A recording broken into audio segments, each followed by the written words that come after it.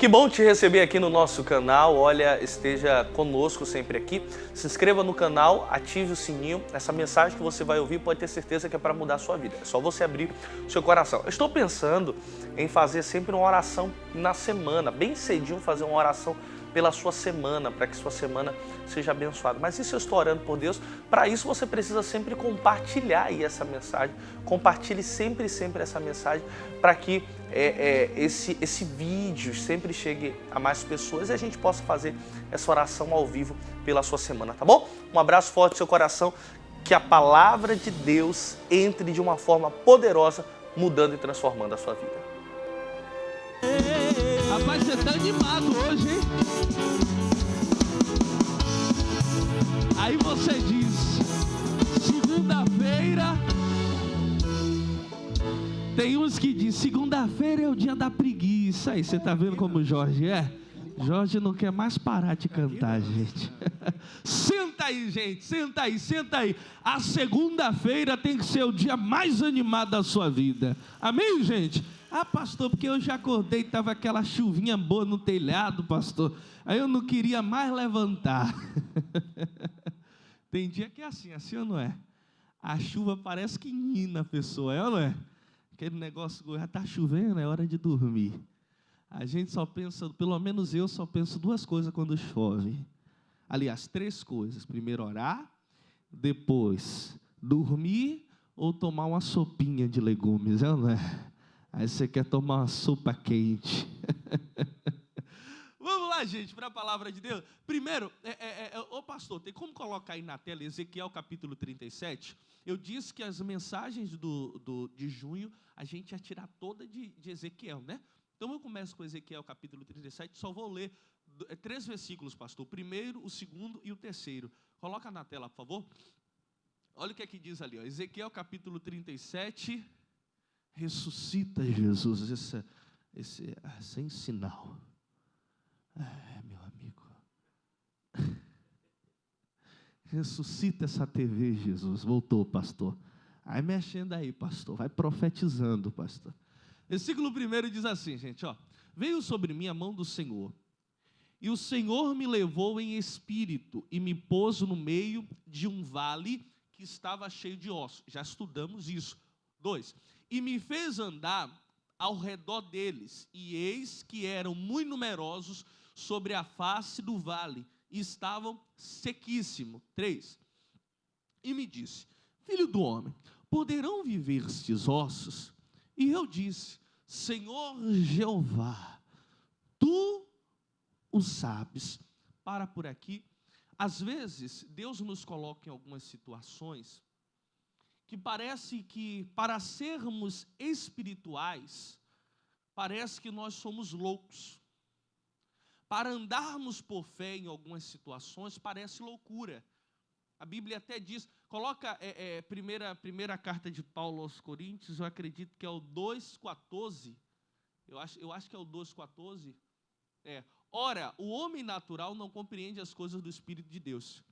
Imagine, você é levado para um cemitério de ossos, só tem ossos.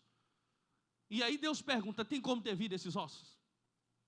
Parece ser loucura o que Deus está me propondo. Então, o homem natural não compreende as coisas do Espírito de Deus, porque lhe parecem loucura e não pode entendê-las, porque elas se discernem espiritualmente. Você está vendo? Parece loucura as coisas espirituais, amigo. As coisas do Espírito de Deus parecem loucura, parece algo anormal. Mas, meu Deus, o que o pastor está falando, está propondo, parece ser loucura. O que o pastor está pregando parece ser loucura. Aí diz o 14, pastor. Mas o que é espiritual discerne bem tudo, e ele de ninguém é discernido. Então, para eu ter sucesso e discernir tudo espiritualmente, eu preciso ser espiritual. Ezequiel, naquele momento, precisou ser espiritual, para dar a resposta certa. Às vezes, Deus, Ele está esperando algumas respostas suas, e respostas que são atitudes. Às vezes não é respostas com palavras, mas sim atitudes. Perante tal situação, como você vai agir? Como espiritual ou como um carnal? Como aquele que acredita e tem fé ou como aquele que duvida? Você está entendendo? Então, a vida nos coloca essas provações à nossa frente, que nós vamos decidir o que seremos. E eu quero que você abra a Bíblia na história de um homem que precisou entrar no Espírito para receber a bênção de Deus. Está lá em 2 Reis, vai lá, 2 Reis, capítulo de número 5, vai lá. 2 Reis, capítulo 5. As coisas de Deus parecem loucura. Quem disse isso foi o pastor? Não. Quem disse isso foi o próprio apóstolo Paulo. As coisas de Deus parecem loucura. É coisa de louco, é coisa de abilolado. As coisas de Deus. O homem de Deus falou isso. O natural não consegue entender, não consegue compreender. Isso, não sei se você já estudou a história do Naamã, você vai ver que chega um momento que ele não entende nada. Ele não entende o espiritual, o que é o espiritual. Ele precisou tomar um choque para aprender, mas a gente não vai conseguir estudar tudo, mas eu vou puxar aqui alguns detalhes que podem te ajudar muito. Capítulo 5, versículo 1 diz assim, ó, ora, Naamã, comandante do exército do rei da Síria, era honrado homem diante do seu senhor e de muito respeito, porque por meio dele o Senhor dera livramento aos sírios. Era esse homem valente, mas estava leproso. Paro por aqui, presta bastante atenção. Eu já te explico o que isso tem a ver com vida financeira. Mas primeiro, não podemos esquecer que Naamã era um homem de posse, era um homem honrado em alguma determinada área da vida dele. E essa área era a financeira.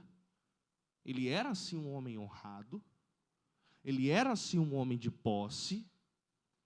Ele era, assim, um homem, um comandante. Imagine, olha lá. E Naamã, chefe do exército do rei da Síria, era um grande homem diante do seu senhor e de muito respeito. Quer dizer, ele era um grande homem diante do seu senhor e de muito respeito. Perante o patrão, vamos dizer assim, Naamã era o destaque.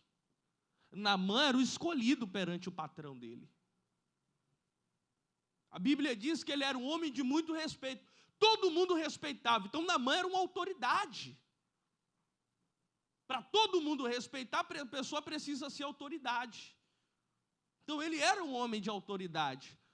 Porque por ele o Senhor dera livramento aos sírios.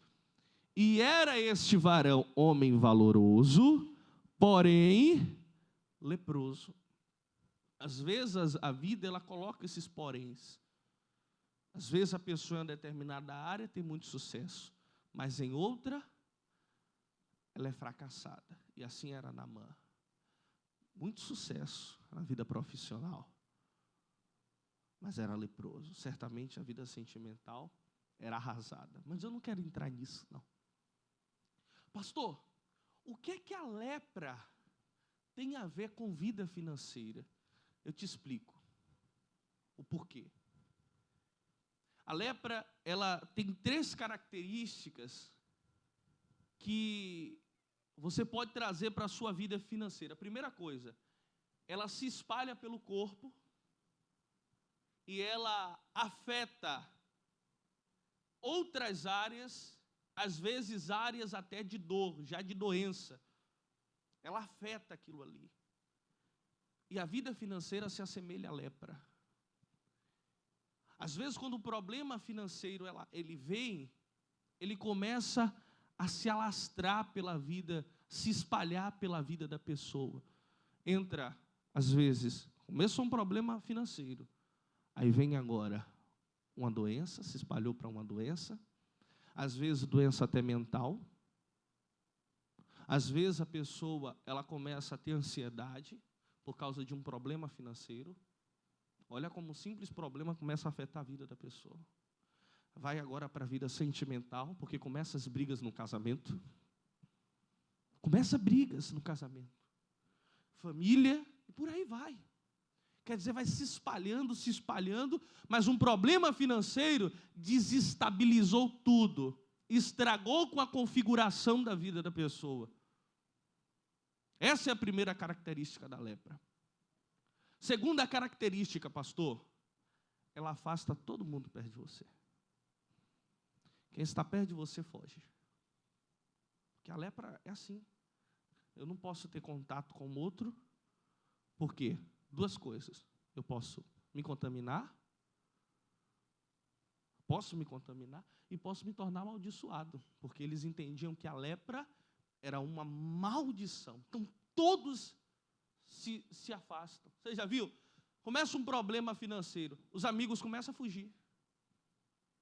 Mas eram aqueles que você dizia até que era um miguxa. É esses que fogem. É esses que correm de você. É esses que se separam. A lepra faz isso. E o problema financeiro também faz isso. Terceira característica, pastor. A lepra é perceptível. Você pode tentar esconder a lepra, mas uma hora ou outra alguém descobre. Não adianta. Quando o problema financeiro vem, você pode até tentar esconder, mostrar que está bem, mas uma hora ou outra alguém vai descobrir. Alguém vai ver. Todo mundo vê, mas fulano, aquela pessoa era uma pessoa tão honrada. Ela sempre trocava de carro, sempre reformava a casa. E agora não está mais? Entenda que todo mundo fica de olho, numa grande expectativa, para saber o seu próximo passo. Muitos até para criticar.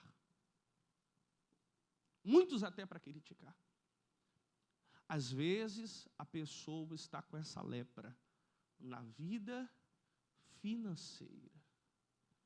O Naamã tomou um passo que muitos devem ter como exemplo. Qual foi o passo? Versículo 2, olha o que aqui diz o 2.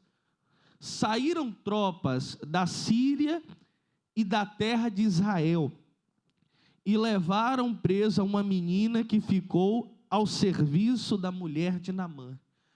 Disse esta a sua senhora: quem dera o meu senhor estivesse diante do profeta que está em Samaria, ele o curaria da sua lepra. 4. Naamã foi ao seu senhor e lhe disse o que a menina da terra de Israel havia falado. Eu paro por aqui que eu já vou narrar agora, não tenho como estudar isso. Uma menina agora vai trabalhar como criada, como escrava, na casa dele. E agora essa menina chega para a mulher de Naamã e diz: quem dera o meu senhor pudesse estar perante o profeta que é lá em Samaria. Ele seria curado da lepra. E a Bíblia diz que Naamã agarrou aquele conselho e foi buscar aquele rei, aquele profeta que estava em Samaria. Primeiro ele vai ao rei dele para pedir uma carta de recomendação para ir para Samaria. Deixa eu te dizer uma coisa. Ao seu lado precisa estar as pessoas certas. Pessoas que vão te dar os conselhos certos. Tem gente que o conselho que vai te dar é só para te estragar. É só para atrapalhar a sua vida. É só para destruir a sua vida. Perceba que essa menina que estava dentro da casa do Naamã, presta atenção, essa menina estava dentro da casa de Naamã. Cuidado com quem você tem colocado dentro da sua casa. Cuidado com os conselhos de quem você tem colocado dentro da sua própria casa. Às vezes é para te destruir. Às vezes é para atrasar a sua vida. A Bíblia diz que aquela menina deu um conselho a Naamã e ele fez exatamente como aquela menina falou. E o conselho daquela menina não foi um conselho ruim. Foi um conselho para Naamã procurar o homem de Deus. Em outras palavras, Naamã procurar o próprio Deus. Você veio aqui hoje. Quem sabe você está falando, não, eu estou ouvindo a palavra que o pastor está pregando. Não é o que o pastor está pregando, é o que Deus está falando ao seu coração. E você precisa aceitar o conselho que Deus está te dando. A partir de hoje, eu já preguei isso há um tempinho atrás. Seja seletivo. Seja seletivo, selecione bem com quem você vai andar. O amigo de Jó deu um conselho a ele. Olha o conselho, no momento mais difícil de Jó. Jó capítulo 5, versículo 8, pastor. O momento mais difícil da vida de Jó, o amigo de Jó deu um conselho a ele. Jó já tinha perdido tudo. Jó tinha perdido a vida financeira, os filhos. Olha o que aqui diz lá. Mas quanto a mim, eu buscaria quem, gente? A Deus. E a ele dirigiria a minha fala. O 9, aí ele vai pregar quem é Deus. Ó. Ele faz coisas tão grandiosas que não se podem esquadrinhar. E tantas maravilhas que não se podem contar. Quer dizer, Deus é poderoso. Ô Jó, eu se fosse você, o conselho que eu te dou é, se eu estivesse no lugar em que você está, eu buscaria Deus. Eu procuraria Deus. Olha que amizade. Você está vendo que você tem que ser seletivo nas suas amizades? Será que sua amizade está levando para a perdição ou para a conquista? Porque esse amigo de Jó deu a ele a conquista. De vez em quando ele vai falar umas bobagens, mas porque ele não tinha sabedoria, não tinha instrução, não sabia quem era Deus direito. O máximo que ele sabia que era Deus é o versículo 9. Você vê que ele não consegue se aprofundar. Mas ele deu um conselho para o Jó, para que o Jó tivesse realmente uma vida de felicidade. Às vezes, entenda bem, a pessoa que está perto de você, ela quer mesmo a sua vitória, não é que ela quer a sua derrota, não. Às vezes a pessoa que está perto de você quer a sua vitória, mas ela não sabe te levar a essa vitória. Às vezes ela quer que você tenha sucesso, mas ela não sabe como te levar. Então por isso você tem que tomar cuidado. Não é que ela quer o seu mal. Muitos que estão perto de você querem seu mal. Pode ser que sim. Mas tem alguns que querem muito que você cresça, que você tenha sucesso. Porém, não sabe como. Cuidado com o conselho que ele vai te dar. Cuidado. Ele chegou ao sucesso? Não. Então não posso ouvir ele. Se ele soubesse o caminho do sucesso, ele iria buscar. Se ele soubesse o caminho... Aliás, se ele tivesse na mão o mapa do tesouro, ele estaria rico. Ele não me daria o mapa. É assim ou não é, gente? Então, você precisa agora selecionar as suas amizades. Agora a Bíblia diz que o Naamã faz como aquela menina falou, vai até o rei manda uma carta para o outro rei, o rei rasga suas vestes, esse rei está achando que eu sou Deus para curar alguém, para mudar a vida de alguém? E a Bíblia diz que agora ele vai lá até o profeta, né, o Eliseu. Quando ele chega até o profeta, perante, ali, vamos dizer assim, a tenda do profeta, o profeta não sai. Quem sai? O auxiliar do profeta, vamos dizer, o obreiro do profeta. E agora, quando ele sai, a Bíblia diz que o obreiro do profeta, com as palavras do profeta, vai dar a solução para aquela lepra ser completamente sanada e destruída. Para acabar com o problema. O profeta tinha a solução. Qual era a solução? Olha lá, o versículo 10. Então Eliseu lhe mandou um mensageiro dizendo: vai e lava-te 7 vezes, aonde, gente? No Jordão. E a tua carne te tornará, e ficarás como? Purificado. 11.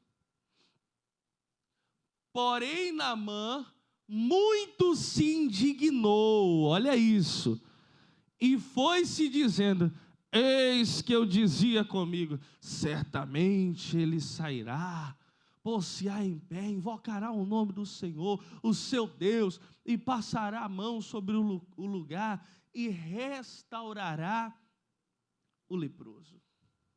Amigo, uma coisa estava impedindo de Naamã ter o seu problema resolvido: o orgulho. Eu comecei a mensagem pregando sobre Ezequiel e sobre 1 Coríntios, justamente para você entender isso aqui agora. Seja humilde e aceite o processo, por mais que você não entenda. Tem coisas que você não entende, não vai entender agora, talvez entenda lá na frente, e talvez nunca entenda. Mas aceite o que Deus tem para você. O processo pode até parecer doloroso, mas aceite esse processo. Às vezes Deus está colocando perante você alguma oportunidade para você crescer, para você subir a escada do sucesso. E você não está aceitando o processo que Deus está colocando perante você. Eu conheço uma pessoa que Deus deu uma oportunidade. A primeira oportunidade era de crescer, não de casar. Entenda isso. A primeira oportunidade foi de crescer, não de casar ainda. Não cresceu, preferiu casar. Teve problema, divorciou. Eu entendi que aquilo ali foi uma oportunidade que Deus estava dando para ele recomeçar a vida dele. Ele foi lá e fez tudo errado, muito pior como a primeira vez, porque nem casou. Teve filho. Atrapalhou mais. Possa ser que Deus coloque na frente dele mais uma oportunidade um pouco mais difícil para ele passar, porque agora tem um filho. Mas talvez, mesmo assim, ele não reconheça a oportunidade que Deus está dando. Deus está te dando algumas oportunidades. Você só precisa ser humilde e aceitar o processo, passar pela porta da oportunidade, para que esse sucesso chegue na sua vida. O Naamã não estava aceitando a oportunidade que o próprio Deus estava dando a ele. Naamã não aceitava. Seja humilde, aceite isso. Às vezes Deus está querendo que você recomece a sua vida, e agora da forma certa, analisando o passado e vendo onde estão os erros do passado, para reconstruir uma coisa nova, para reconstruir uma nova vida, reparando os erros do passado. Não é que você vai viver de passado, mas você vai olhar para o passado só para reparar. Olha, eu fiz aquilo ali e deu errado. Eu fiz aquilo ali e não deu certo. A Bíblia diz que agora Naamã foi indignado. O servo dele falou: mas meu senhor, se o profeta tivesse mandado o senhor fazer algo muito difícil, o senhor não faria? Se o profeta mandasse o senhor dar tanto de dinheiro, o senhor não daria? Se o profeta mandasse você ficar trancado dentro de um quartinho, tomando banho de água de abô, algo muito difícil, você não faria? Precisou ouvir uma palavra dura do servo dele, para cair em si. E a Bíblia diz que ele caiu em si. As palavras dele não foi exatamente essa, depois você vai dar uma estudada.